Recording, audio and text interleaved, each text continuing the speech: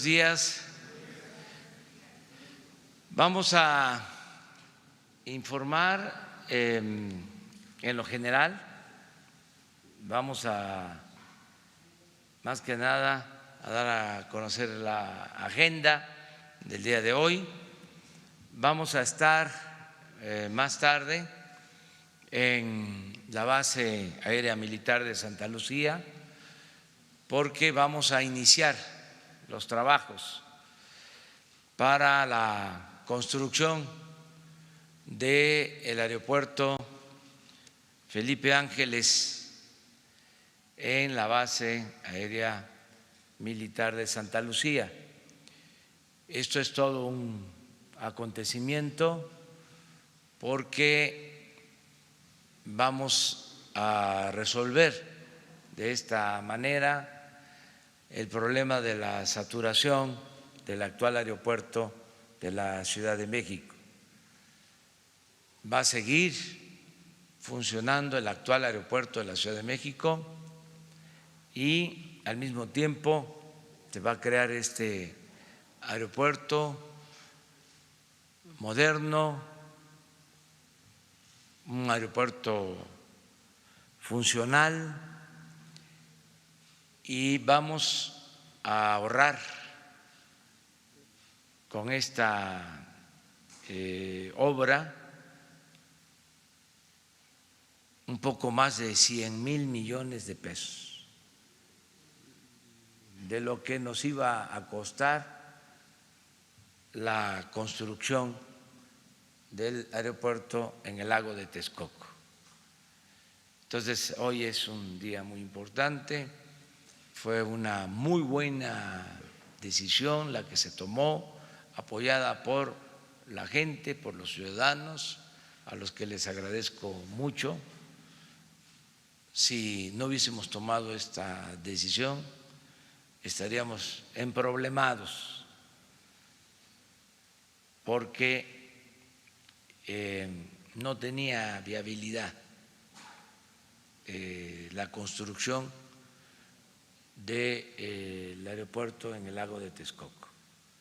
No era el sitio más adecuado, al contrario, era el peor lugar. Es la zona del Valle de México de más hundimientos, como que se esmeraron en buscar el peor sitio para construir un aeropuerto. Y era una obra costosísima, faraónica, movida fundamentalmente por intereses particulares,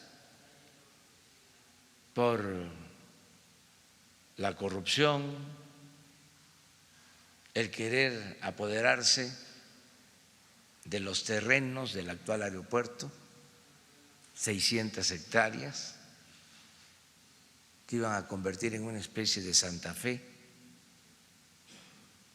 todo un negocio inmobiliario. Por eso nos llevó tiempo iniciar la obra en Santa Lucía. Se presentaron 140 amparos, un despropósito, porque había muchos intereses creados alrededor de esta obra. Era como el símbolo de la gran corrupción, una especie de FOAPROA, el equivalente. Si hubiésemos caído en esa trampa, nos costó críticas, todavía cuestionamientos, pero el interés general, el interés de la nación debe estar siempre por encima de los intereses personales, por legítimos que sean. y esa fue la decisión que tomamos, de modo que hoy iniciamos y vamos a cumplir para que en el 21 esté funcionando este nuevo aeropuerto. Esto se complementa también con reparar el daño que se causó al cerrar de manera deliberada o reducir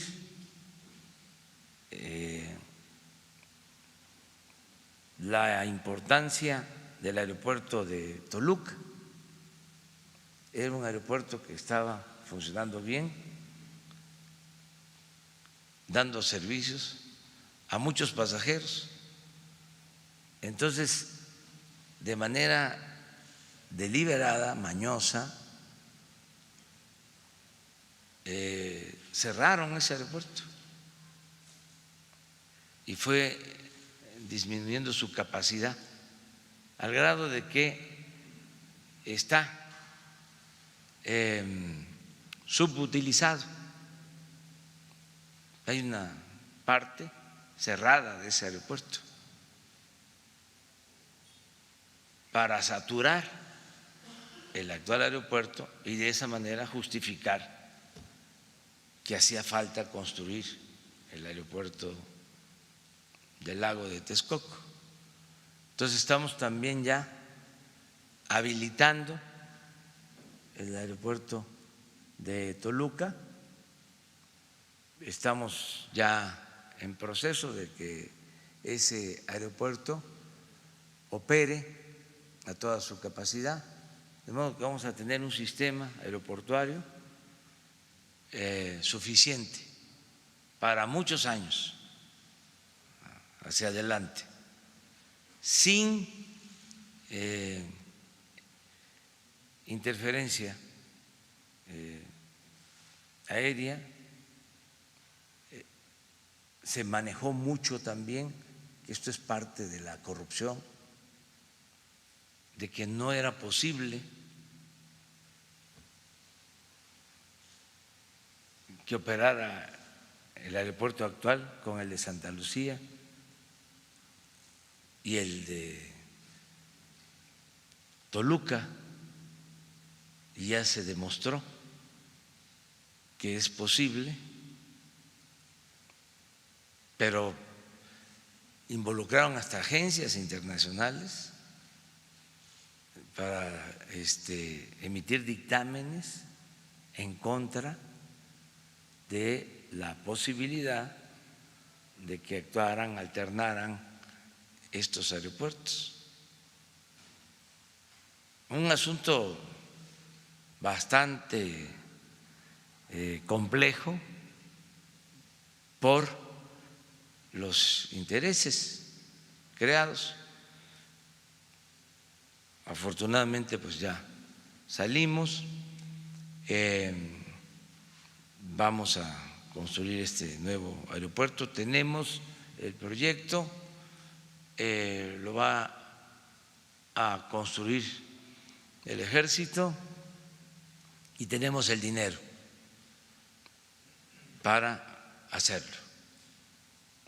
No va a ser deuda, va a ser presupuesto público y ya contamos con los recursos, de modo que empezamos y no se detiene hasta terminarlo en el 21. Regresamos luego acá porque vamos a recibir al presidente de Cuba, Miguel Díaz-Canel, va a estar con nosotros, tenemos un encuentro, esto después de las 12 del día.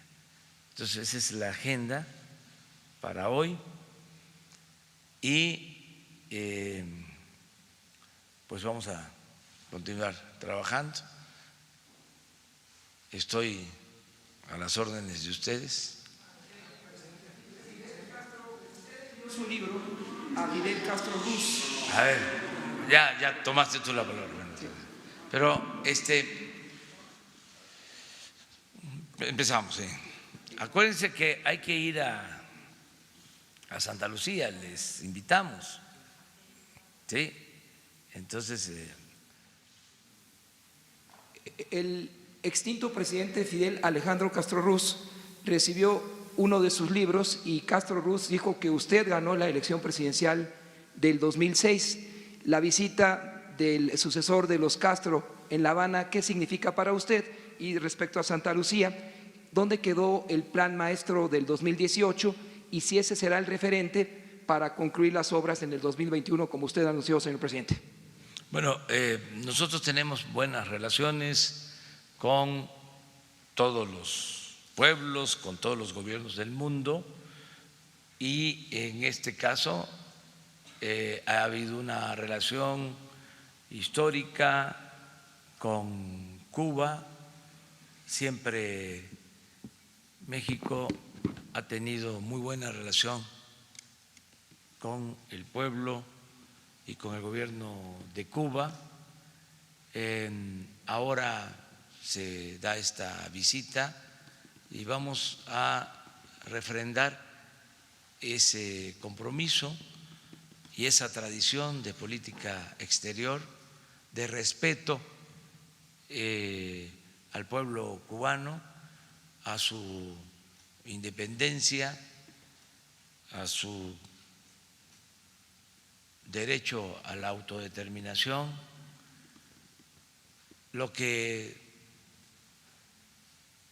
ha sido característico de nuestra política exterior y lo que contempla nuestra Constitución en el artículo 89, la no intervención, la autodeterminación de los pueblos, la solución pacífica de las controversias, de modo que vamos a recibir al presidente de Cuba.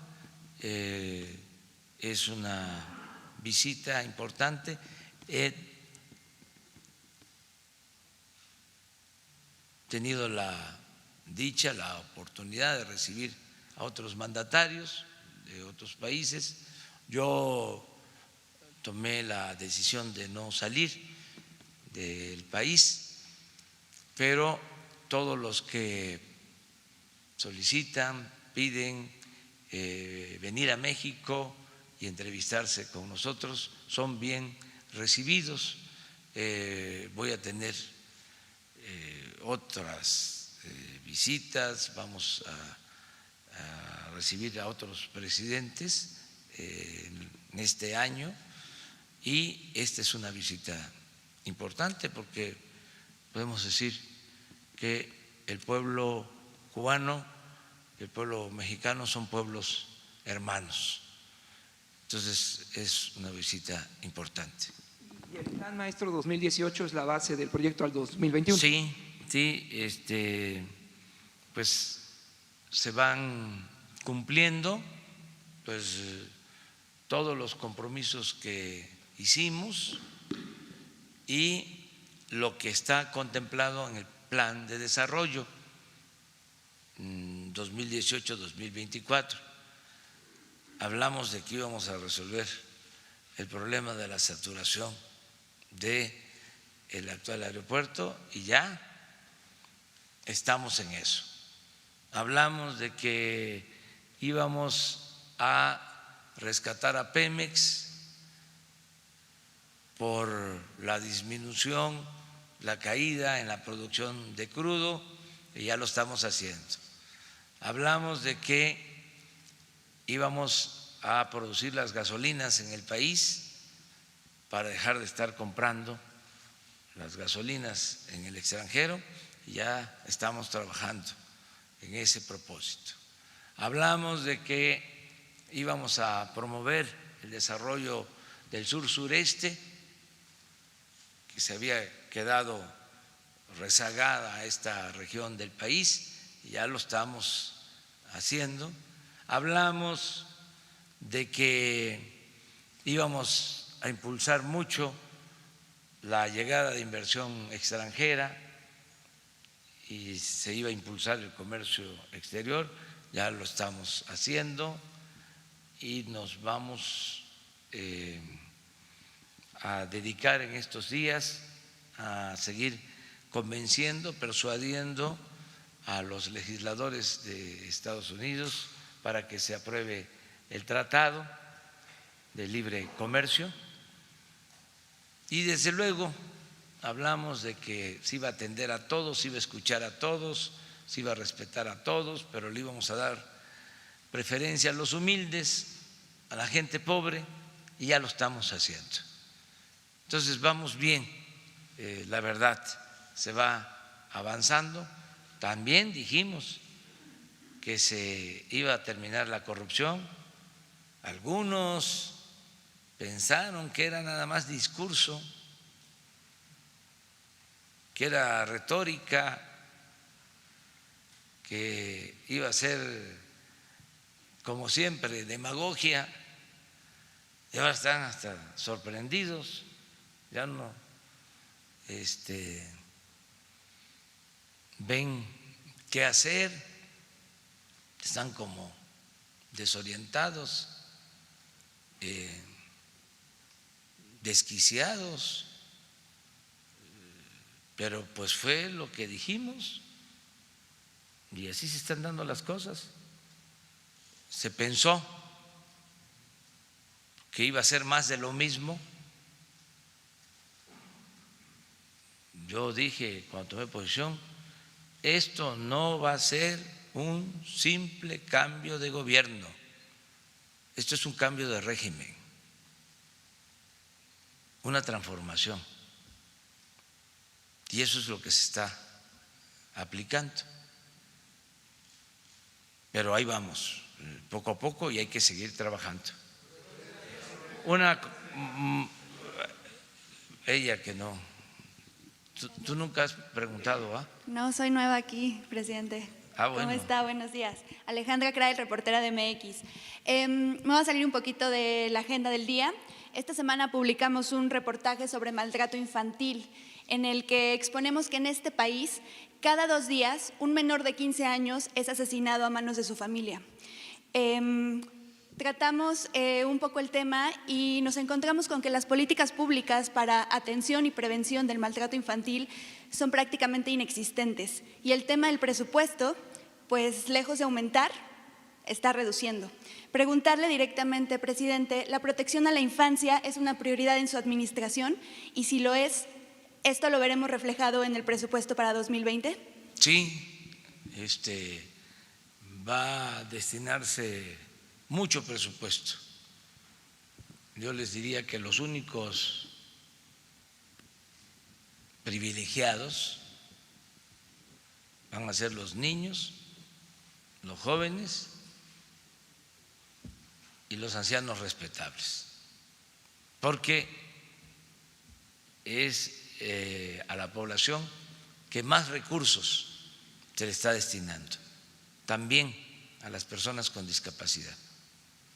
Presidente, revisando un poco el proyecto de presupuesto para 2020, nos encontramos que en el DIF, ¿no?, específicamente el área de protección y restitución de derechos de niñas y niños, pues tenemos una reducción presupuestal del 33%, que es el área específica que pues teóricamente tendría que atender lo relacionado con maltrato infantil, que insisto, está acabando con vidas, 2 niños menos, un niño menos cada 2 días.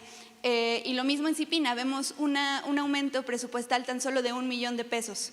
Entonces, ¿qué área se tiene que encargar de esto y cómo vamos a ver reforzado el presupuesto para que esto se traduzca en acciones? Es que está cambiando ya la forma de presentación del presupuesto. Por eso, si se observa el presupuesto cómo venía aplicándose, sí puede haber disminución. En el caso de secretarías o dependencias como el DIF, por ejemplo, va a tener formalmente en ese esquema menos presupuesto agricultura, ¿sí? Porque la Secretaría de Bienestar maneja el programa Sembrando Vida, que son como 30,000 millones de pesos. Y Sembrando Vida tiene que ver con el campo, tiene que ver con producir en el campo, pero no está el presupuesto en agricultura. Bueno, y políticas públicas. En el caso de lo que tú planteas, va a tener más presupuesto salud, 40,000 millones de pesos adicionales. Y tú estás, por ejemplo, ahora mencionando de que hay una disminución de ¿cuánto dijiste? 33%. Pero en dinero. En 2019 fueron 94 millones de pesos, ahorita estamos hablando de 62 millones, lo que se prevé para 2020. Por eso, 30, 40 millones de pesos menos. Pero en total salud, y ahí incluye esto. Claro, pero salud hace muchas cosas, no exclusivamente el tema de la violencia, que, insisto, está terminado con bien. Es que el concepto de salud es ahora distinto. Por ejemplo, en esos 40,000 millones está el reforzar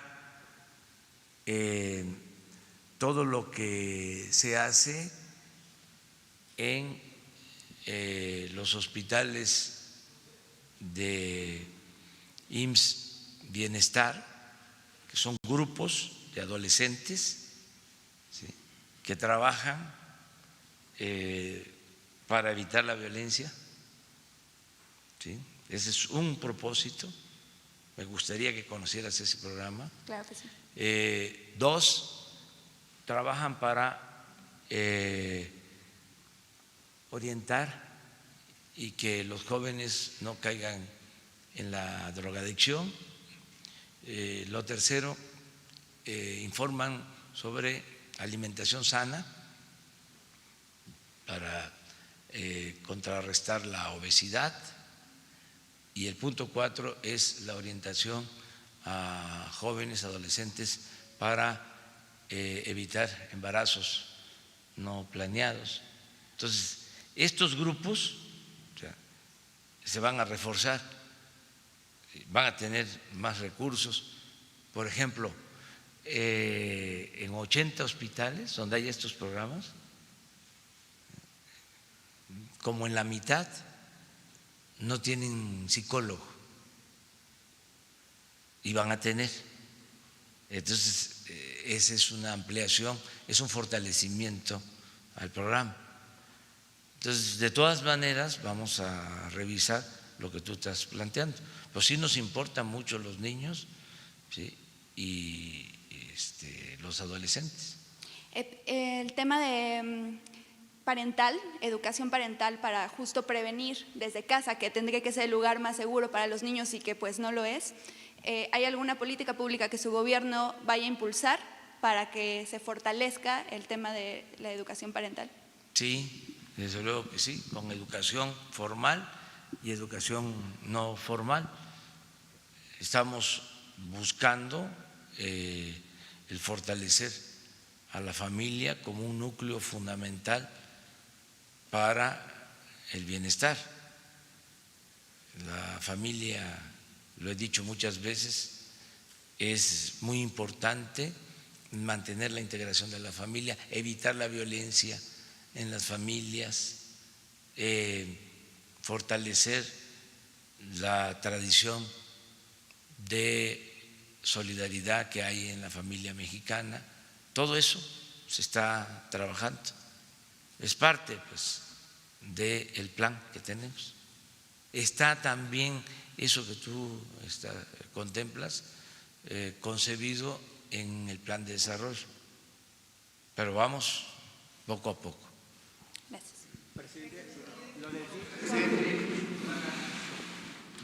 Y luego nos vamos para atrás porque la verdad, a ti te toca, desde ayer estás, ¿verdad? Sí.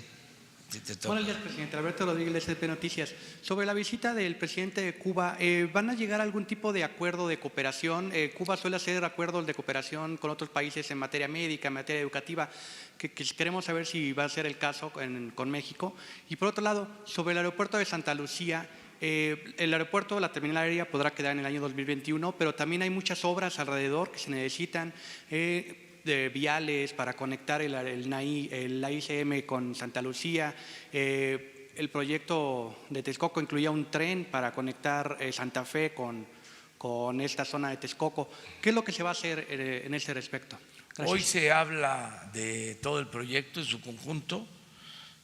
No puede hacerse el aeropuerto y quedar aislado.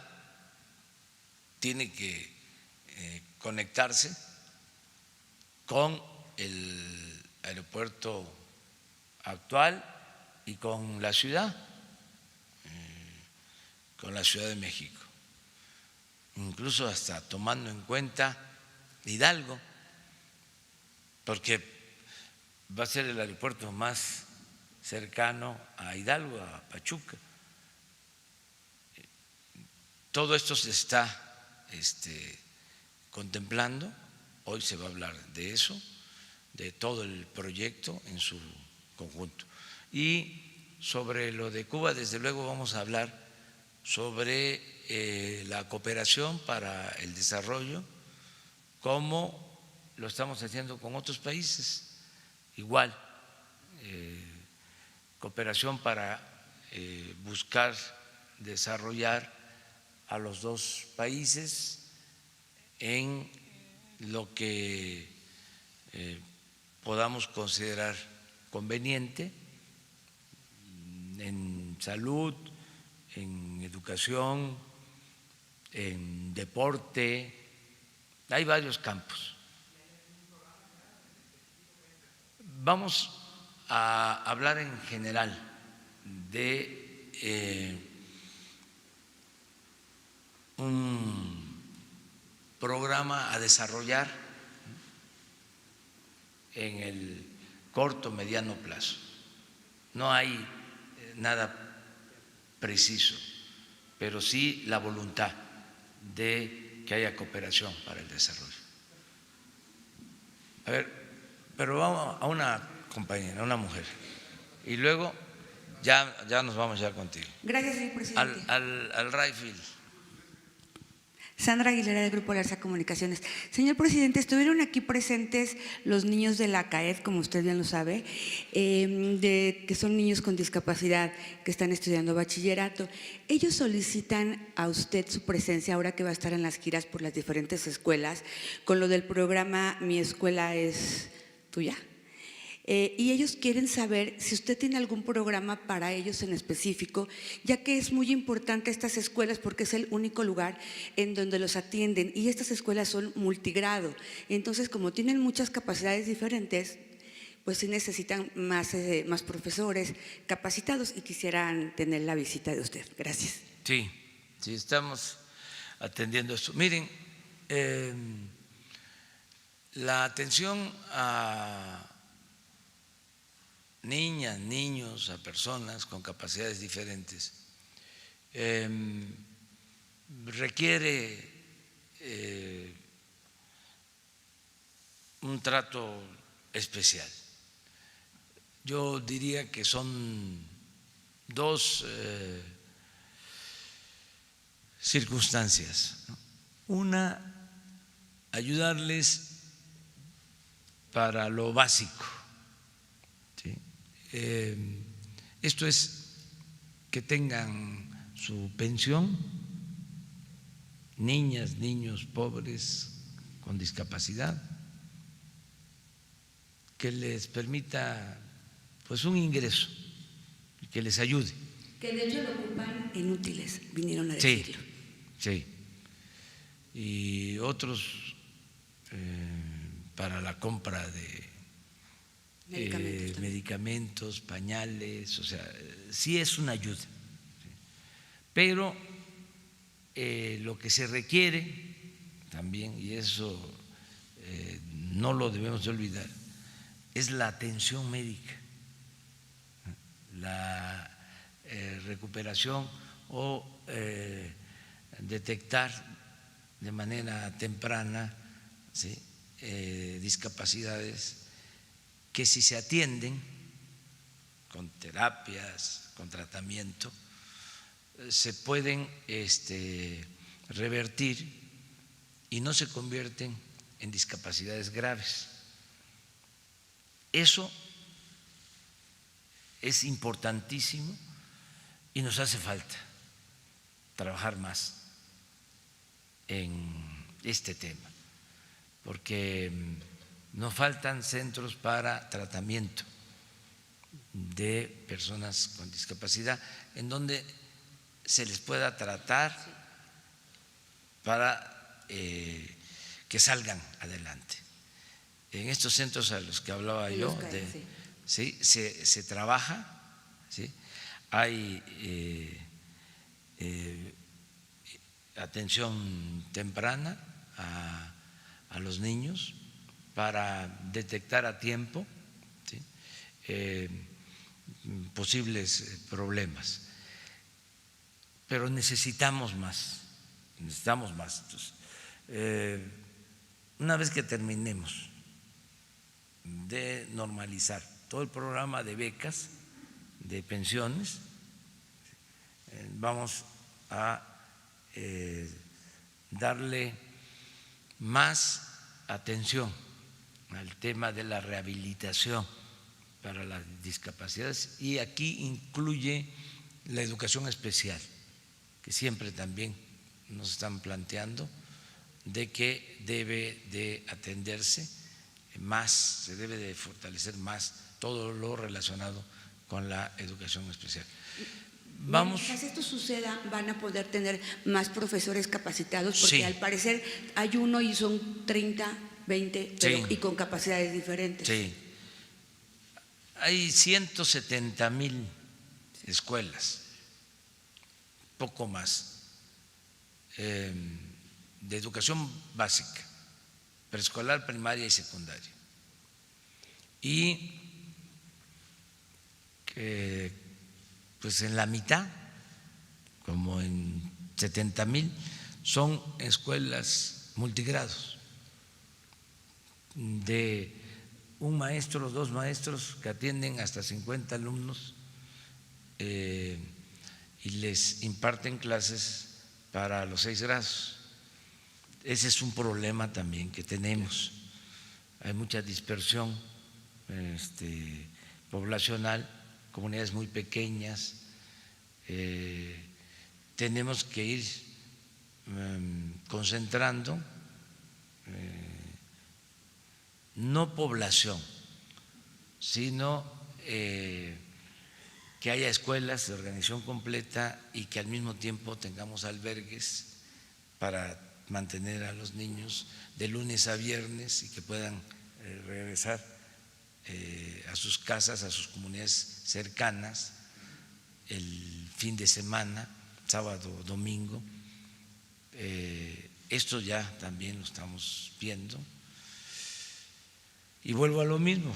Ahora lo que se está haciendo, mañana vamos a estar en Oaxaca todo el fin de semana, y el domingo vamos a tener una reunión con todos los presidentes municipales de Oaxaca. Aprovecho para invitarlos. Gracias. Son 570 presidentes municipales, 417 de usos y costumbres y el resto de régimen de partido. Entonces va a estar el gobernador. ¿Por qué esta reunión con todos los presidentes municipales, las autoridades tradicionales de los pueblos? Porque vamos a convocarlos a que de manera conjunta podamos atender el problema de la educación en lo relacionado con la mejora a instalaciones educativas, el que ellos ayuden. Nosotros vamos a transferirle los fondos a las autoridades de usos y costumbres, a las sociedades de padres de familia. A cada escuela se le va a entregar su presupuesto. Incluyendo estas escuelas. Incluyendo estas escuelas. Se les va a entregar su presupuesto. Y aquí también vamos a incorporar las escuelas que fueron dañadas con los sismos, porque hay un gran rezago. Ha pasado mucho tiempo y todavía hay niños tomando clases a la intemperie y queremos resolver ya esto en definitiva. Y vamos a hacer a un lado al elefante, ¿sí? No vamos a usar el elefante porque cuesta mucho trabajo que camine, no deja de padecer de reuma, entonces vamos a bajar los fondos de manera directa a la sociedad de madres y padres de familia y a las autoridades. Estamos hablando de todas las escuelas. Es un plan para las 170,000 escuelas del país que van a manejar su presupuesto, con la idea de que nos ayuden padres de familia, maestros, y que gobernemos todos para salir adelante. Entonces, ahí se incluyen estas escuelas. Muchas gracias. Muy bien. Ahora sí, allá. Plantear un tema que tiene que ver con los hechos, por ejemplo, del día de ayer de Carlos Romero de Champs y lo que está sucediendo con estos líderes sindicales. Pongo algunos ejemplos, por ejemplo, Francisco Hernández Juárez, 43 años en Ferrocarril, Joel Ayala, 21 años, trabajadores del Estado, Víctor Flores, 30 en Ferrocarriles. La pregunta concreta es, ¿no será ya el momento de hacer un cambio general en la vida de los sindicatos en México? Nos queda claro que usted ha sido muy respetuoso para no intervenir en ese tipo de cuestiones, pero más allá de eso, ¿no será necesario ya ver desde otro punto de vista? Porque ahora resulta que ayer Romero de Champs habla de persecución. Entonces quisiera conocer su punto de vista sobre ese tema, si no es momento ya de cambiar, darle la vuelta y ver desde otra perspectiva la vida sindical general en México, y después, si me permite, otro tema que también traemos en Grupo Asir. Yo creo que lo de ayer pues es el inicio de una etapa nueva, de cómo pues se termina un ciclo de un dirigente que tardó bastante tiempo en la conducción del sindicato petrolero y que ahora hay una nueva realidad, inclusive hay una nueva legislación, ya tiene que respetarse a los trabajadores para que de manera libre, democrática, elijan a sus representantes. Al mismo tiempo, ser responsables, cuidadosos, no tener injerencia en la vida interna de los sindicatos, no debe de haber sindicatos de Estado, no debe el gobierno, para decirlo con claridad, poner o quitar a líderes sindicales, como era la mala costumbre. Tienen que ser los trabajadores, tiene que haber libertad sindical, democracia sindical, transparencia en el manejo de fondos, de las cuotas de los trabajadores, que haya honestidad en el manejo de las cuotas y de todas las actividades al interior de los sindicatos, que se informe constantemente a los trabajadores, no permitir la corrupción. No es posible que dirigentes sindicales vivan colmados de atenciones, de privilegios, con residencias muy ricos. Eso es inmoral. Como un dirigente de trabajadores va a ser al mismo tiempo un potentado? ¿De dónde sale ese dinero? Entonces se tiene que terminar con esa etapa y poner por delante la democracia, la honestidad, y los trabajadores pues son los que tienen que llevar a cabo estos cambios. La libertad se conquista. Ahora hay condiciones para eso. También lo tenemos que hacer de manera ordenada. Es una transición que tiene que llevarse a cabo con orden, sin caer en el caos, pero hay que tenerle confianza al pueblo, y en este caso hay que tenerle confianza a los trabajadores. No son menores de edad. Reglas claras en la elección de dirigentes. Ahora, por ejemplo, que se presentó esta renuncia, hay la oportunidad, seguramente en el estatuto del sindicato debe de estar establecido de que cuando renuncie un dirigente, el que lo suple llega como interino y se tiene que convocar elecciones, y ojalá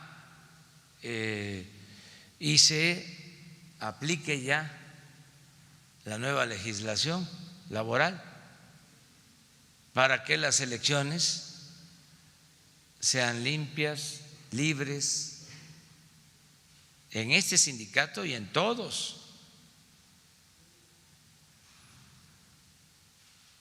Y hacer bien las cosas de manera legal, y no pasa absolutamente nada. No hay que tenerle miedo al pueblo, no hay que tenerle miedo a la democracia. Acuérdense de la entrevista de Kleinman a Porfirio Díaz, cuando le pregunta que si estaba el pueblo de México preparado para la democracia, y Porfirio, que era un maestro de la simulación, contestó que sí, pero al poco tiempo cambió de parecer y quiso seguir en la presidencia. El pueblo siempre ha estado preparado para la democracia, siempre. El pueblo es mayor de edad, sabe muy bien lo que le conviene. Ese tutelaje que impusieron de que el pueblo tiene que estar representado, o que la democracia, si no es dirigida, no es democracia, eso es falso. Y ya necesitamos comenzar una etapa nueva. Nada de antidemocracia. Yo la verdad que celebro lo que pasó el día de ayer, y que además se haya logrado sin violencia, porque en otros casos hay hasta violencia. Ahora se está logrando este cambio de manera pacífica, de acuerdo a el orden legal establecido. Me parece bien el que en este caso, porque los sindicatos también son instituciones, son organismos de interés público, como los partidos, como los gobiernos, entidades de interés público, que se proteja a las instituciones. Lo que se hizo en el caso de la Corte, ahora en el sindicato. A ver, ¿tienen cuentas pendientes o hay denuncias? Los servidores públicos, los dirigentes sindicales, no involucrar a la institución, sino hacerse a un lado, pedir licencia o renunciar y enfrentar el tema personal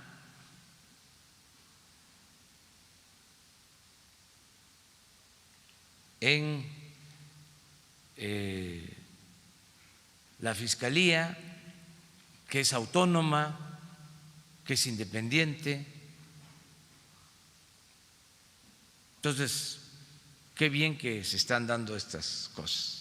Bien, gracias por su respuesta. Y por último, de mi parte, otro de los temas que nosotros hemos seguido puntualmente tiene que ver con los precios de los productos que se venden en las tiendas Liconsa. Recuerda seguramente que usted aquí mismo hizo el anuncio de que a partir del 1 de octubre los precios bajarían, sobre todo para las personas que acuden a este tipo de lugares, ¿no? Buscando mejores precios. Pero hemos hecho recorridos nosotros, por lo menos aquí en la Ciudad de México, y no hemos encontrado un solo lugar en donde los precios de esa canasta hayan disminuido. Pero no sé qué información le pongan a usted, su equipo de colaboradores en la mesa, para saber si sí se está dando ese ajuste de precios o no hay reducción de precios como usted anunció para este 1 de octubre, porque hoy ya pasó esta quincena y no hemos visto esa reducción en los precios. Gracias por sus respuestas. Sí, pero tiene razón y es bueno el trabajo que están haciendo, porque en efecto en la mayoría de las tiendas de Liconsa se venden productos altos precios.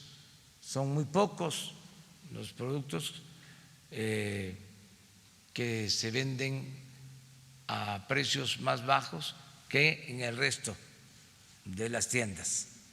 Esto ya lo tenemos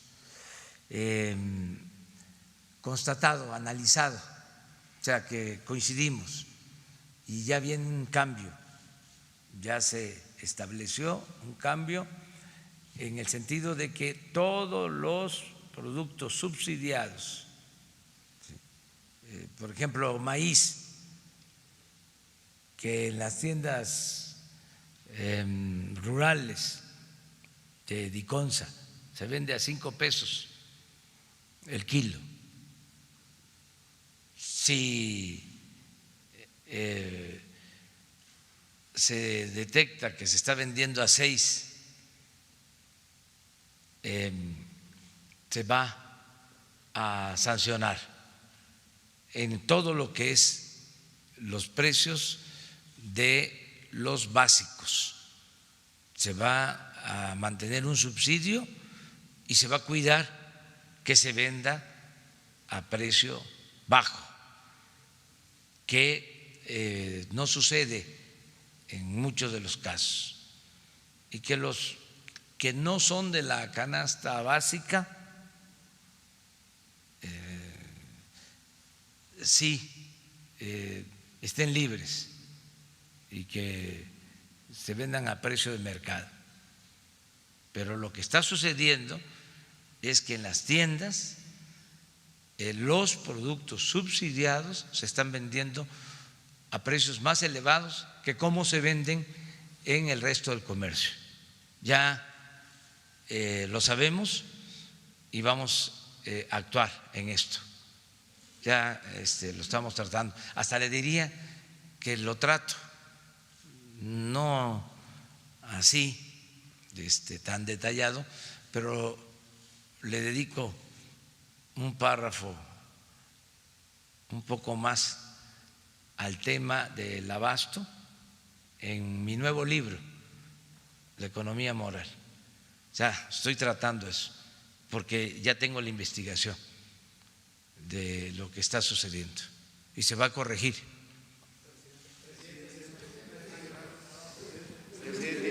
A ver.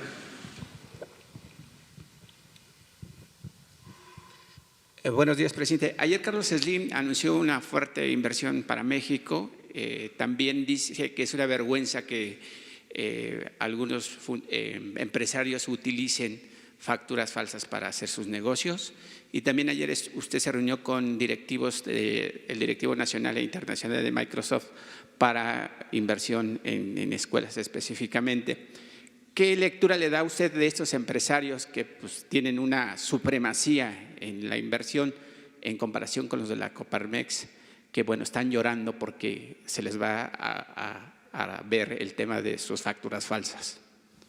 Bueno, yo le agradezco mucho sus palabras, su opinión a Carlos Slim sobre este tema y en general su voluntad de invertir en México.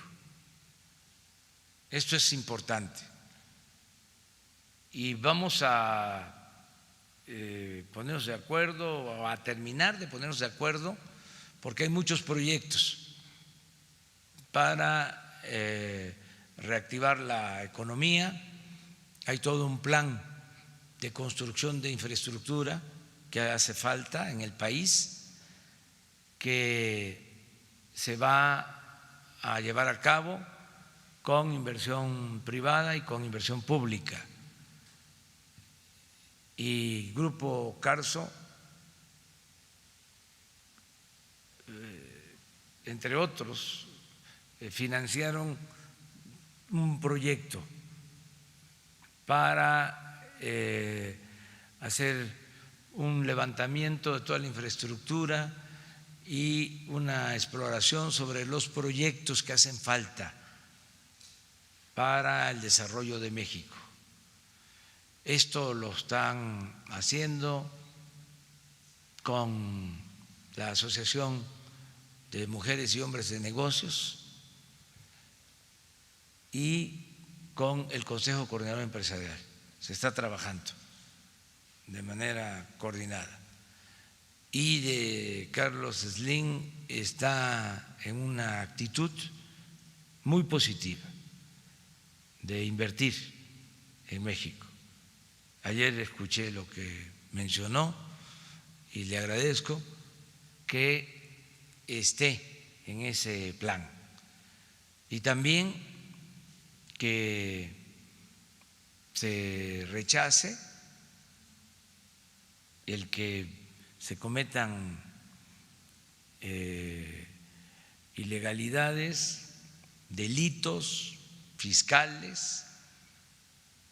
Es una vergüenza esto que sucedía sobre la falsificación de facturas.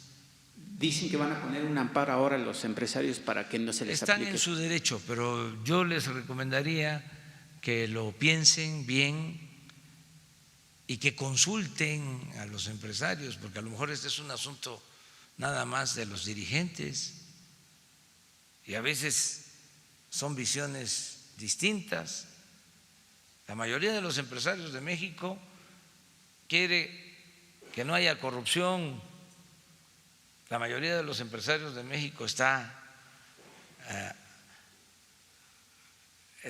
harto de la corrupción. El sector empresarial está harto de la corrupción, me consta eso.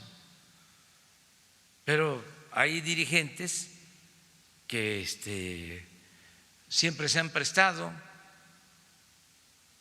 al juego de la corrupción y no les gusta que se den los cambios o tienen intereses políticos, pertenecen a partidos políticos.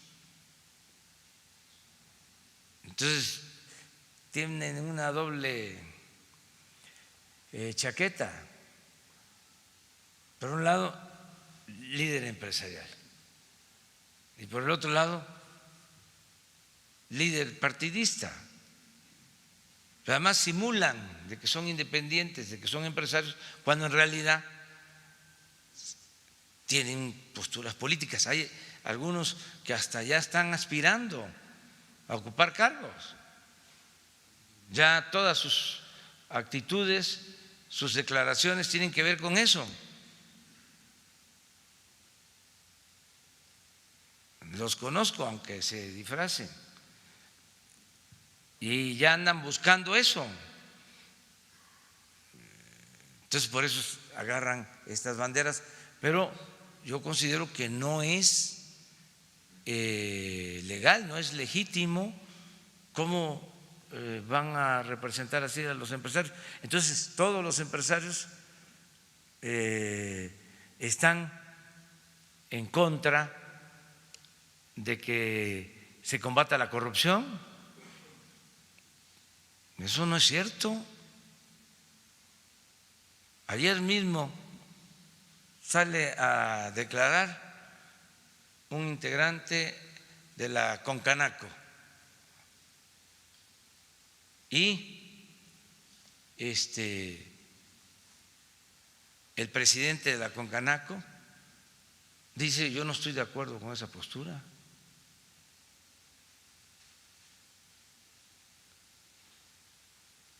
Esto que les estoy planteando, un funcionario con Canaco, creo que el que tiene que ver con la parte fiscal, sale a decir de que convertir en delito grave la falsificación de facturas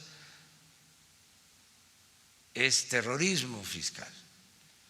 Y el presidente de la Concanaco dice: esa no es la opinión de la organización, ese es un punto de vista personal.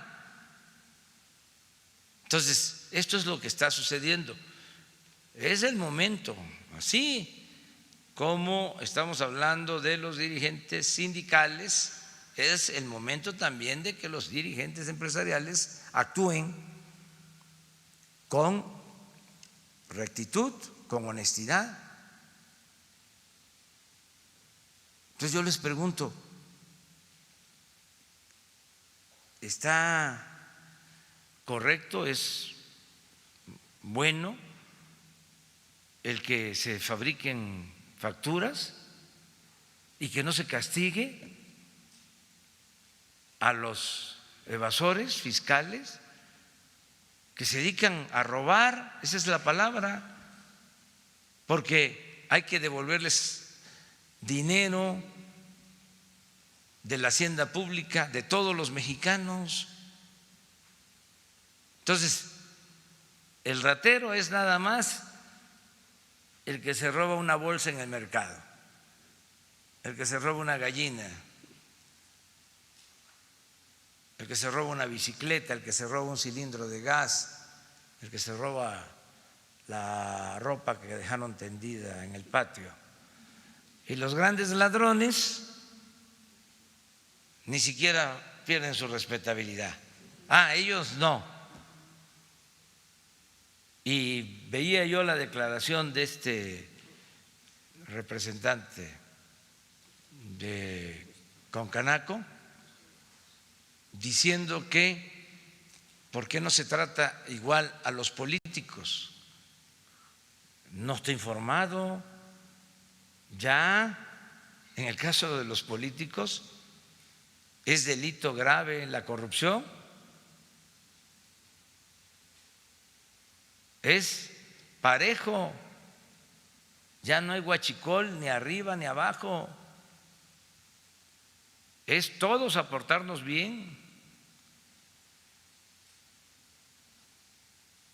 25 años pasó sin que fuese delito grave la corrupción y se terminó ese periodo. Si se hubiese modificado nada más el artículo 19 para castigar a los que falsifican factura o son capaces de constituir empresas fantasmas y no se hubiese convertido en delito grave la corrupción, pues entonces tendría razón. Diría, ay, ¿por qué a nosotros sí y a los políticos no? Esto es parejo. Hay que un día, Jesús,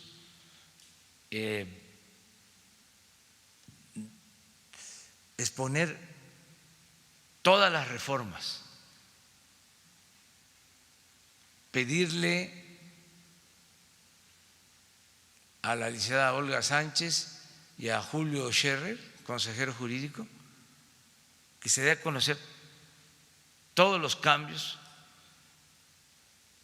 que se han hecho a la Constitución, a las leyes, las iniciativas nuestras que han sido aprobadas en el Poder Legislativo, en qué han consistido estos cambios para que todos los ciudadanos tengan conocimiento, y las iniciativas que han propuesto los propios legisladores y se han aprobado, y conocer cómo está el nuevo marco legal, porque yo sostengo que es como una nueva Constitución. Es un marco legal distinto, nuevo, para no permitir la corrupción, para que no haya impunidad y para que se tenga un auténtico Estado de Derecho, que no había, era un Estado de chueco. Entonces, vamos a dar a conocer cuáles han sido las reformas que se han llevado a cabo en este tiempo, desde que entró la nueva legislatura. Yo quiero reconocer el trabajo responsable de los legisladores, diputados federales, senadores, las presiones que han resistido, porque han habido presiones para la modificación de leyes, y no podemos aquí hacerlo, eso sería cosa de ustedes y de los ciudadanos, analizar en cada reforma quiénes han votado a favor, quiénes han votado en contra y por qué es la reforma, sobre todo en las que tienen que ver con el combate a la corrupción, quiénes votaron a favor y quiénes votaron en contra, porque eso es muy importante. Si no cambia el marco legal, imagínense cómo se castiga a corruptos si legalmente está permitida la corrupción o no se considera delito grave. Votar en contra de esa reforma, pues ¿qué significa? Que querían seguir con lo mismo y que no les interesaba limpiar de corrupción al gobierno. Lo mismo estos que votaron, con todo respeto, para que no se modificara la Constitución y se castigara a los que falsifican facturas. Eso es parte de las investigaciones periodísticas que se han hecho de 10 años a la fecha. Es cosa nada más de recordar de cómo empezaron a proliferar despachos para elaborar facturas y evadir impuestos, negocios que se hacían a costa del erario, una evasión de 300, 400 mil millones de pesos al año. Imagínense, si no corregimos esto, pues no hay ingresos. ¿Y qué es lo que recomendaban los técnicos o qué se hacía anteriormente? Aumentar los impuestos o gasolinazos. No, si no hay evasión, si todos cumplimos con nuestra responsabilidad, no hay necesidad de aumentar impuestos ni de endeudar al país. No se ha endeudado al país, no se ha solicitado más deuda, se mantiene igual, incluso les diría un poco más bajo con relación al Producto Interno Bruto. La deuda actual de México ha bajado, pero el propósito es mantenerla, que no aumente. De aquí también aprovecho para decirle con todo respeto a los legisladores, ellos van a decidir, pero quieren aumentar el déficit. No estoy de acuerdo. Ojalá y no le muevan, porque nos conviene mucho el que tengamos finanzas públicas sanas, que no haya déficit, que haya disciplina fiscal. ¿Y saben por qué es? También por la mala costumbre. ¿Qué hacían antes? Le subían artificialmente, ya sea más déficit o el precio del petróleo, para aumentar artificialmente los ingresos, tener una bolsa. Ahora están ofreciendo que si aumenta el déficit vamos a tener una bolsa de 25,000 millones. No. Y entonces se tienen las bolsas como era antes y a repartir para que todo el mundo quede contento. Todos los de la llamada clase política son los que quedan contentos, no el pueblo.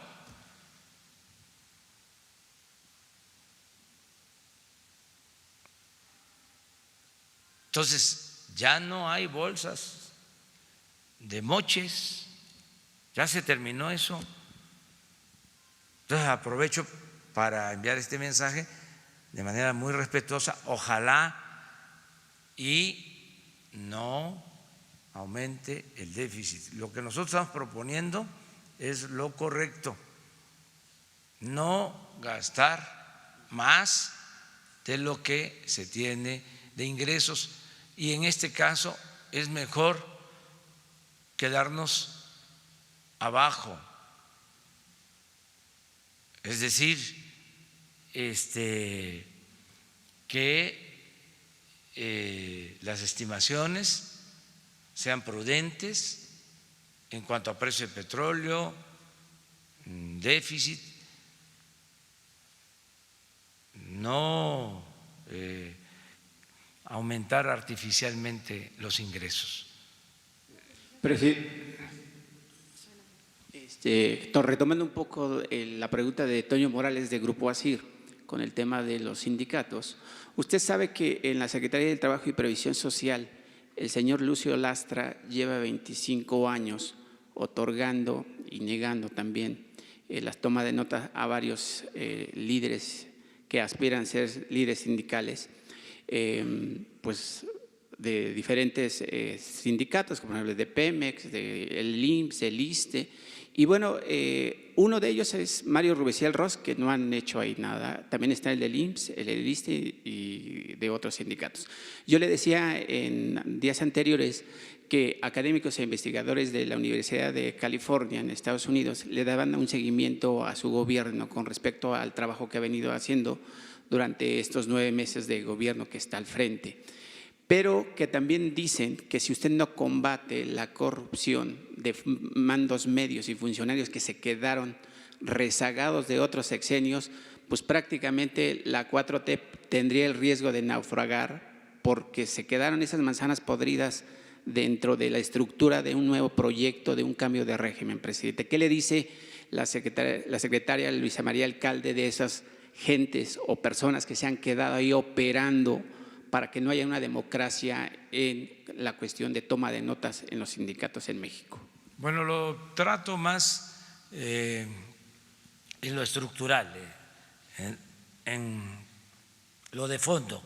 Viene toda una modificación, un cambio, una reforma en lo laboral profunda, en todo lo que tiene que ver con registro de sindicatos, el garantizar que haya participación de los trabajadores, el que no se nieguen los registros,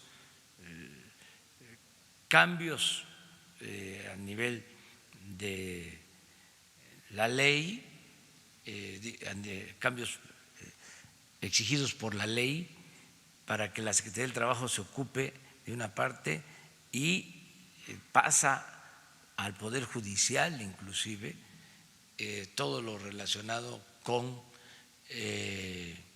la justicia laboral. Y se está haciendo una limpia, ya comenzamos con eso, también en la Secretaría del Trabajo, y estoy seguro de que si un funcionario lleva mucho tiempo ahí y no ha actuado bien o actúa por consigna y niega derechos a trabajadores, ya no va a poder permanecer. No quiero decir con esto que sea la persona a la que tú estás haciendo referencia, eso lo tiene que ver la secretaria, pero sí ya no hay condiciones para que estas cosas sucedan. Al contrario, se va a reformar todo. Y también decirles que los cambios empezaron arriba y van bajando y se va a limpiar toda la estructura, de arriba para abajo, como se limpian las escaleras. No vamos a dejar de insistir en esto, en que todos actuemos con rectitud, con honestidad. Pues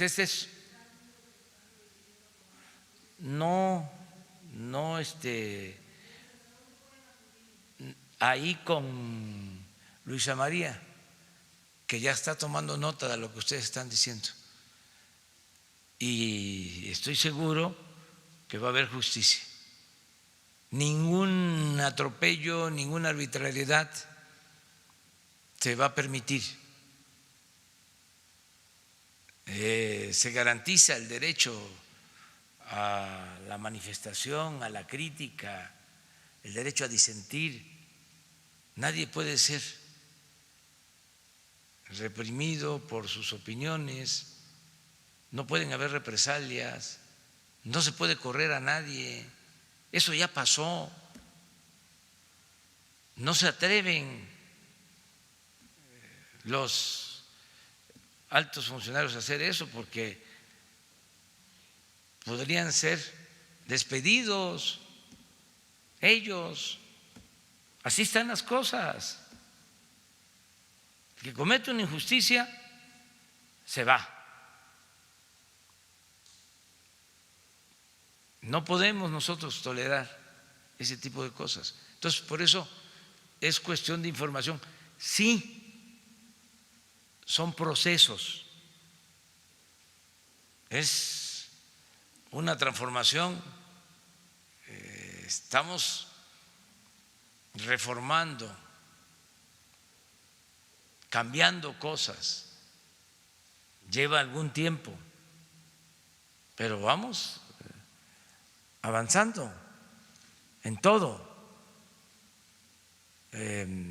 Yo diría que a buen ritmo y con profundidad, pero necesitamos seguir. Yo espero que cuando se cumpla un año ya podamos decir, ya están las bases, faltan algunas, pero ya se avanzó al año, el 1 de diciembre. Voy a hacer un recuento.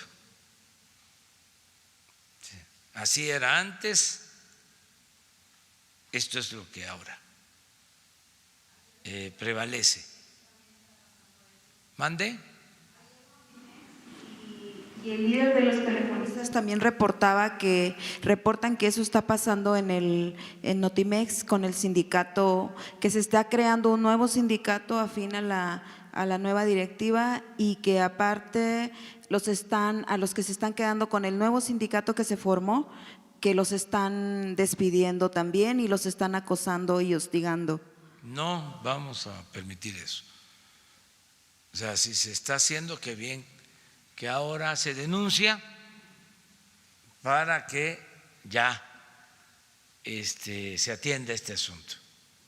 Eso es parte de esta conferencia, porque también yo estoy enterado de muchas cosas, pero a veces me hace falta que me ayuden, o sea, que la gente me esté informando, que me estén diciendo, que todos participemos en esto, para corregir, no tapar nada,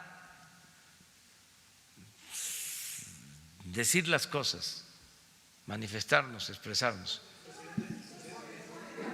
A ver. ¿A mí? Bueno, los dos ya. Sí. Sí. Buenos días, señor presidente.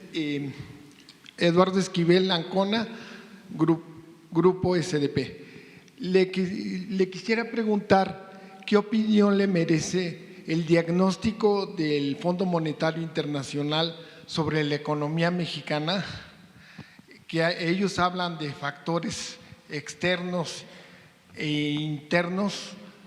¿Por qué el bajo crecimiento de este año en la economía del país? Entre los factores externos hablan pues que hay una baja en el crecimiento mundial. Ya bajaron las perspectivas a 3%. Hablan de la guerra comercial que hay entre Estados Unidos, que es nuestro principal socio, y China. Y por otro lado también hablan de el estancamiento que hay en el Congreso norteamericano para la aprobación del TECMEC, y por el lado interno hablan de un mercado interno pues débil, perspectivas políticas que no están favoreciendo a la inversión, entre otras el alto costo de los créditos que hay en México. A nivel, estamos a un 7% de la tasa de interés, cuando a nivel mundial hay tasas del 2%, y que esto dificulta, es caro la forma de financiarla. Entonces yo quisiera saber qué opinión le merece este diagnóstico. Ellos hablan también de que México, que su gobierno debería de gravar alimentos, cosa que yo estoy completamente en desacuerdo, con el IVA, para remediar algunas cosas y yo quisiera saber qué perspectivas tienen, qué se está haciendo en caso de que no se apruebe el TECMEC en Estados Unidos, qué va a hacer este gobierno, cómo puede financiarse a los empresarios medianos. Ya vimos que su gobierno está preocupado por las microempresas, las tandas que van a funcionar muy bien. Y pues yo estoy contento de que están preocupados y ocupados en sacar a México, y no, que contrasta mucho con la actitud que tuvieron gobiernos pasados, como el de Felipe Calderón, cuando en el 2009, en plena una irresponsabilidad tremenda, dijeron que era un catarrito y la economía bajó, decreció el 6.3% del Producto Interno Bruto. Entonces yo quisiera saber qué se va a hacer para que no nos… para remediar esto. ¿Se va a invertir en infraestructura y qué se va a hacer si no se aprueba el TECMEC? Sí, muy bien tu planteamiento, en general. Y ese diagnóstico del Fondo Monetario Internacional también tiene bastante de cierto. No coincidimos en algunas cosas, pero es demostrable que está bajando el crecimiento de la economía mundial, por ejemplo. Eso es demostrable.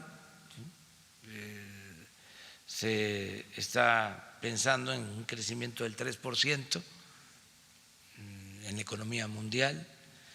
Sin duda ha afectado la confrontación por la política arancelaria entre Estados Unidos y China. También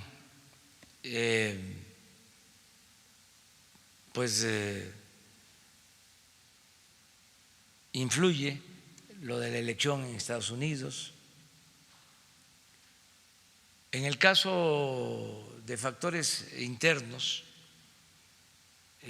nosotros consideramos de que se están dando reacomodos por esta transformación que se está iniciando, y esto lleva pues a cierta cautela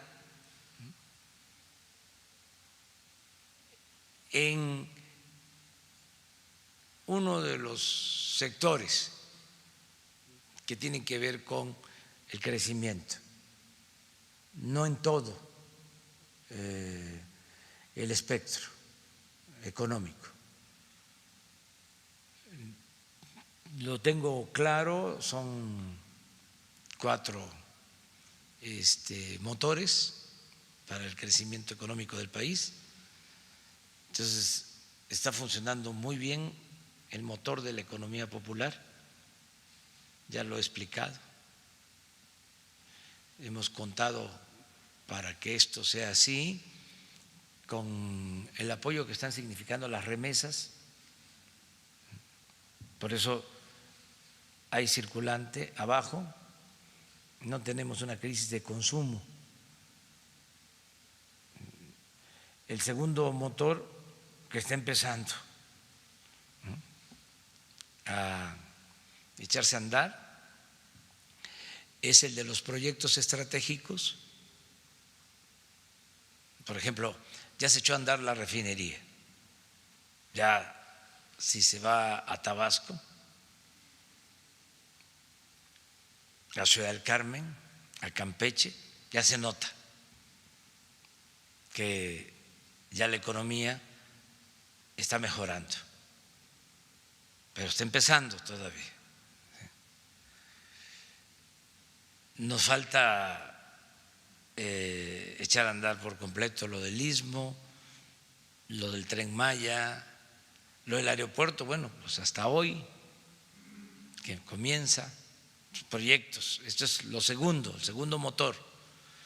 El tercer motor es el que todavía no enciende, que es el de la inversión privada nacional. Por eso me interesa mucho el que podamos llegar al acuerdo del plan de infraestructura con inversión privada. Y por eso también me gustó lo que dijo ayer Carlos Slim, en medio de los que siguen queriendo hacer negocios al estilo antiguo, es decir, con corrupción. Eso ya no se va a poder. Ya hay que avisarles, tocarles la puerta. Ese tercer motor es el que nos falta echar a andar. Ya lo vamos a lograr, pero es por este desconcierto de que, a ver, las reglas, es que necesitamos que haya negocios con ganancias razonables, no atracos.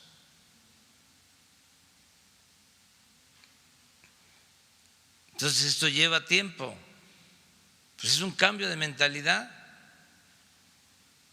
O sea, a ver, te traigo esta oferta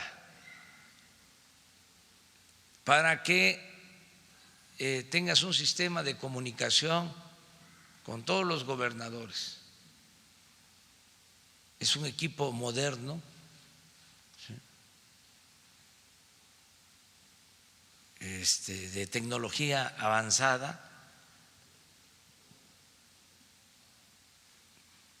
pues son nada más 5,000 millones de pesos.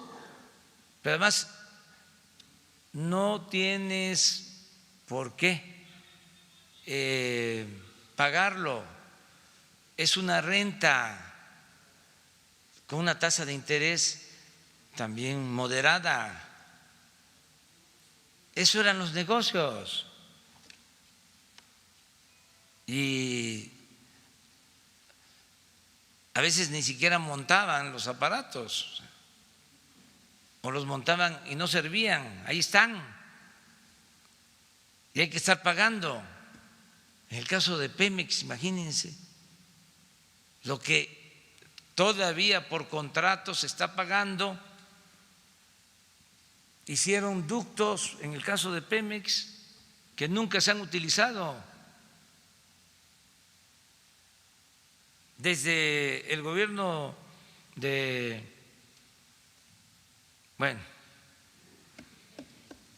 atrás, no el pasado, anterior, y se está pagando a empresas contratos que les llaman sin salida.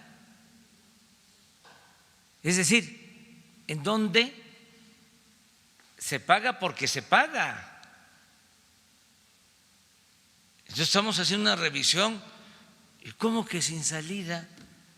Entonces voy a ser cómplice de corrupción, voy a estar pagando sin que se utilice un gasoducto,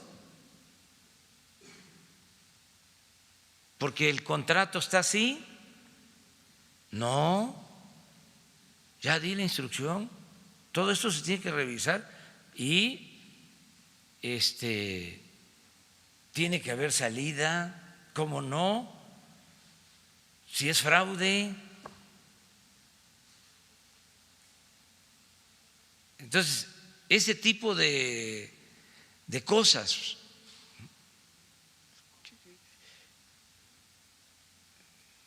que se hagan negocios, pero con utilidades razonables, que no se afecte el interés nacional.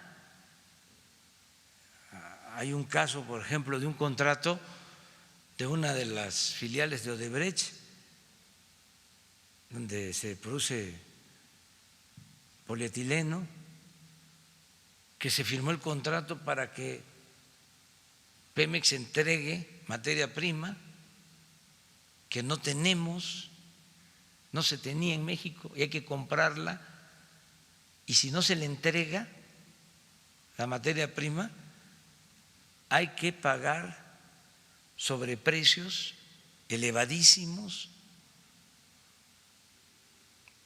No, cosas de veras irracionales.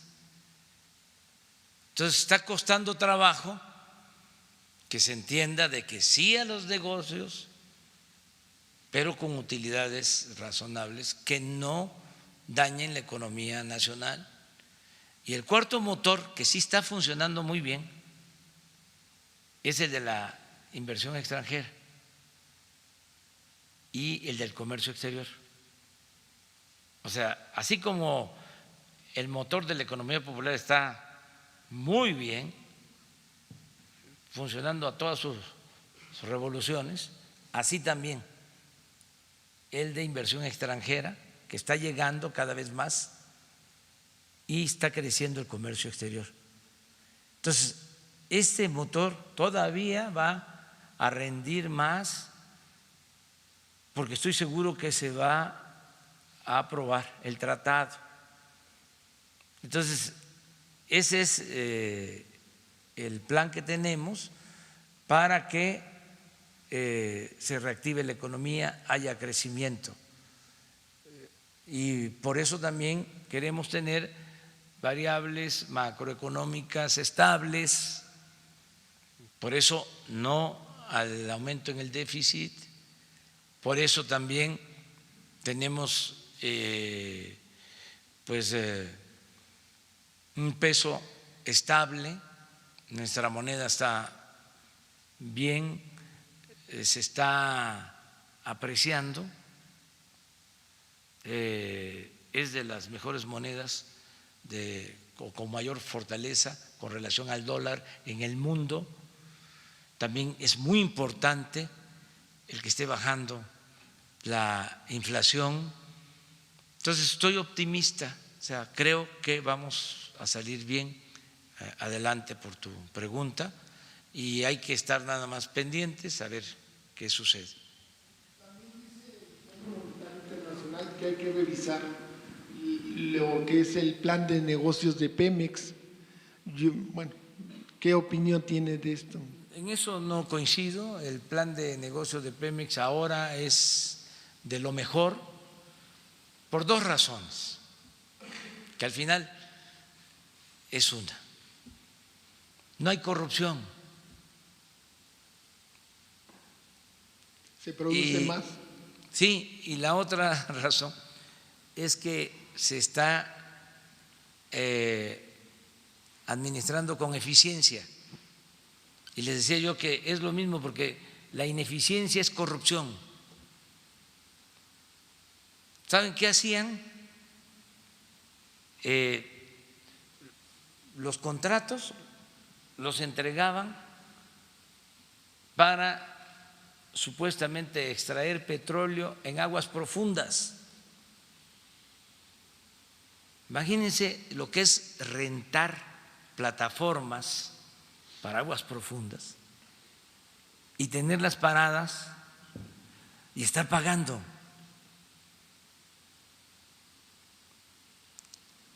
Pero ¿a quién se le ocurre? Porque En todo caso, si se quiere extraer petróleo en aguas profundas, pues hicieron la reforma energética, pues allá los contratos para las aguas profundas a las grandes empresas petroleras con su tecnología. Pero ¿cómo Pemex va a invertir en eso, teniendo petróleo en tierra y en aguas someras? Pero no les importaba extraer petróleo, les interesaba el contrato, la tranza. Entonces, por eso, el fondo, con todo respeto, no debería de decir que está mal el plan de negocio de Pemex en la actualidad. Yo creo que no tienen toda la información. ¿Cómo estará lo de aguas profundas? Que de los 107 contratos hay como 40 que se dieron para aguas profundas a particulares, a empresas extranjeras. ¿Saben cuánto han invertido? 0.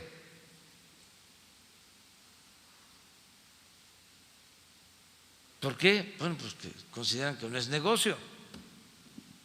Entonces, ¿qué tiene que hacer Pemex si ni los que tienen los contratos están invirtiendo? Que también eso lo vamos a dar a conocer aquí, porque la mayoría de estas empresas están pidiendo prórroga, están pidiendo más plazos. Entonces, quiero poner aquí en pantalla cómo van, quién es quién en la inversión, en la exploración, en la producción de petróleo de las 107 empresas. ¿Dónde están? Porque también el pueblo de México requiere saber qué hicieron con lo de la reforma energética. Se suponía que iba a llegar la inversión extranjera a raudales, que iba a aumentar la producción. Bueno, vamos a ver qué ha sucedido en cuanto a eso. Y lo otro, que tampoco estoy de acuerdo con el fondo, con todo respeto, es que no hay que aumentar impuestos. No se deben de aumentar impuestos. No hace falta aumentar impuestos. Y por eso el nuevo libro, porque es un modelo distinto, es una concepción distinta. Ellos no tienen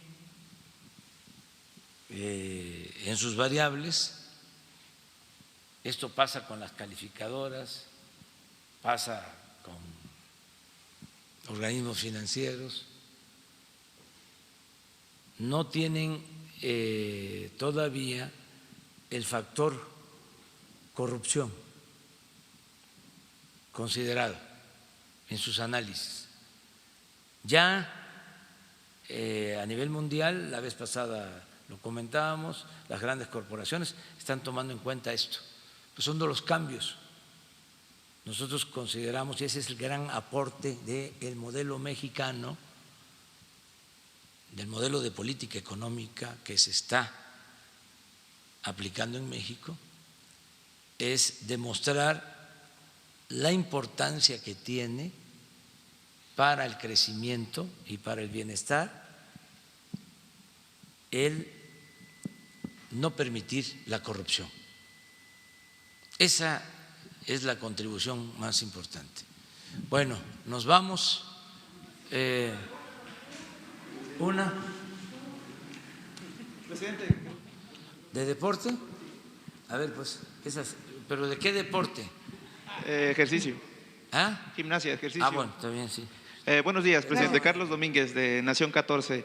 Usted ha dicho en reiteradas ocasiones que uno de los sectores que más se van a privilegiar en su gobierno son los jóvenes. Y en base a eso le traigo un tema que me parece muy importante para usted. Hace 5 años se creó en una de las colonias más marginales del municipio de Naucalpan, Estado de México, un gimnasio que se llama Las Barras Pradera. Ese gimnasio pues, fue ignorado durante todo el sexenio pasado por el presidente Felipe Peña Nieto, quien nunca los quiso ayudar. Desde su fundación, este espacio ha servido para rescatar de las drogas y la delincuencia, presidente, a jóvenes en situación difícil, mismos que son discriminados por su clase social y por venir de una zona pues, muy marginal. Su fundador, Paul Villafuerte, perdió la pierna en un accidente vehicular hace varios años, cayó en drogas, cayó en decepción y encontró en el ejercicio una manera de terapia, ¿no? Esto pues sirvió como ejemplo para los jóvenes de su barrio, quienes lo siguieron y que encuentran en él, en su manera de hacer ejercicio, una manera de rechazar los malos hábitos y sustituirlos por disciplina y valores, o sea, hacer ejercicio. Realizando una visita al lugar, nos comentan que llevan meses tratando de buscar el apoyo de su gobierno sin conseguirlo, para poder tener más equipo, ya que al día de hoy son casi 300 los jóvenes que acuden a estas barras, ¿no? Donde su principal equipo está hecho prácticamente de fierros viejos y oxidados que Paul adapta con creatividad para que sirvan a realizar sus rutinas. Lo digo nuevamente, usted ha dicho que los jóvenes van a ser uno de los sectores más beneficiados en su gobierno, entonces me pregunto por qué no ayudar a este tipo de proyectos que aparte de que sirven para rehabilitar, también muchas veces para reinsertar a jóvenes que pues sí han delinquido, pero que encuentran en esto una hermandad y se disciplinan en base a ejercicio y a rutinas, y obviamente al ejemplo de Paul, quien no tiene una pierna, pero que los instruye con el ejemplo a hacer esas rutinas y salir y no caer presas del crimen organizado o las malas prácticas delincuenciales, ¿no? Vamos a ayudar. ¿Qué mensaje le manda usted a Paul? A Paul, que lo felicito por lo que hace, que es un buen ciudadano, ejemplar, y que vamos a apoyarlo. Va a ponerse en comunicación con él, tú nos das sus datos. Sí, Octavio Almada, de aquí de la ayudantía, que además de trabajar en la ayudantía, es deportista, fue seleccionado de básquetbol en Sonora, entonces le importa mucho lo del deporte y él me ayuda en esto. Entonces se va a poner en comunicación con Paul, y ahí es Naucalpan, ¿verdad? En Naucalpan, sí. Ahí también la presidenta municipal es muy buena, servidora pública. Ellos han buscado apoyo de todos los niveles de gobierno y los han… Pero pues, ahora se sabe, mira la importancia que tiene que lo hayas dicho aquí y la importancia que tienen las mañaneras. Claro, gracias, presidente. Bueno, ya, entonces nos quedamos para mañana. La precisión sobre el tema de las factureras. Y la decisión que tomaron los legisladores a propuesta de usted de utilizar el espionaje para combatir el tema de defraudación fiscal, la intervención de comunicaciones privadas.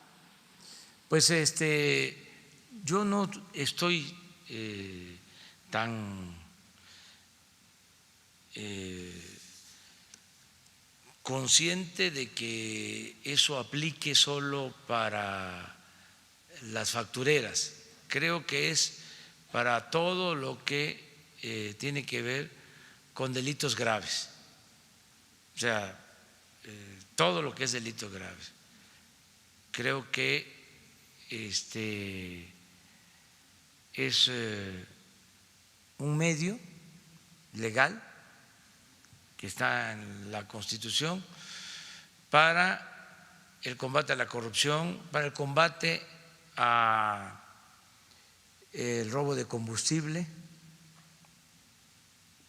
para feminicidios, todo lo que está en el artículo 19 de la Constitución va a derivar en que puedan utilizarse medidas de inteligencia, que no de espionaje. En el caso de que fuese así, es que están también sobredimensionando el tema, están queriendo llevar las cosas a que es terrorismo fiscal. Ay, qué miedo. El que nada debe, nada teme. Puede haber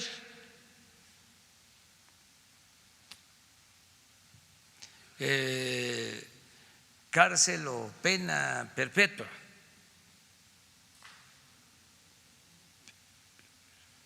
para corruptos, para quienes evaden impuestos o no cumplen con sus contribuciones, para quienes hacen fraude electoral. Pero si un ciudadano no es corrupto, si un ciudadano paga sus impuestos, si un ciudadano no es guachicolero, si un ciudadano no es mapache electoral, ¿qué le puede importar que haya pena perpetua? Ahora, si están en malos pasos, pues sí. ¿Qué sucedía antes? ¿Fue casual que durante el gobierno de Salinas hayan quitado del Código Penal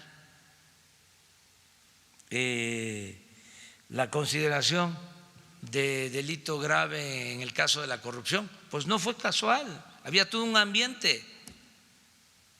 Habían abogados influyentes que manejaban el Congreso y que hacían las leyes a modo, modificaron la Constitución como quisieron para poder atracar, para poder robar.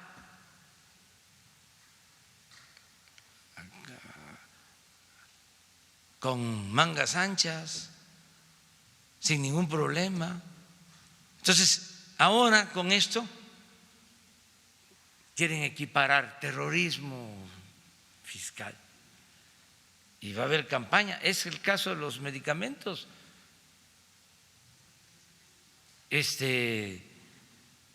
Lo mismo, las farmacéuticas, laboratorios, distribuidores, pues hasta pagan publicidad para decir de que nos vamos a quedar sin medicinas. Todos los que tenían los negocios chuecos están utilizando ahora algunos medios de comunicación. Les voy a dar un dato, que no puedo tampoco hablar mucho. Tengo que cuidar la investidura presidencial. No soy Andrés Manuel, nada más. Soy el presidente de este país. Pero con lo del etiquetado para los productos elaborados, le di una revisada a la prensa. En contra de que se ponga qué contienen los alimentos que consumen los niños en el país, que es el primer lugar en el mundo en obesidad. ¿Por qué? Por la publicidad. Entonces, sí, yo entiendo.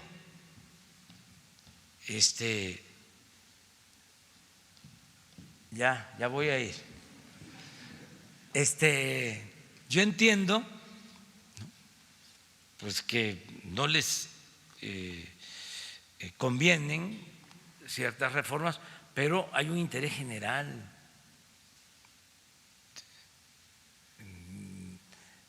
¿Por qué la diabetes? Por la mala alimentación. Hay otros factores, es también hereditaria, pero se precipita o se padece por la mala alimentación, tiene que ver la obesidad. Entonces sí tenemos que orientar sobre una buena alimentación. Son los niños. O sea, me acuerdo eso, ya estoy como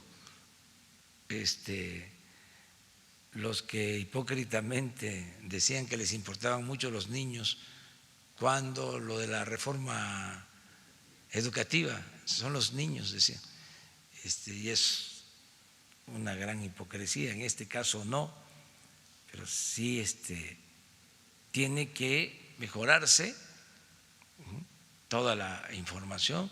Entonces, es un poco lo de la reforma fiscal, o sea, decir a los empresarios, no se preocupen, el que nada debe, nada teme. Esto no es para perseguir empresarios, esto es para combatir el delito que cometen algunos falsificando facturas. Presidente, también quería preguntarle, ¿qué respondería a las aseveraciones que hace Vargas Llosa, quien considera que usted es como la resurrección del PRI? Pues lo respeto a Mario Vargas Llosa, buen escritor, lo respeto. En lo político yo creo que ya es hasta monárquico, ha involucionado, pero ese es otro asunto. Es un gran escritor, extraordinario. Muy bien, muchas gracias.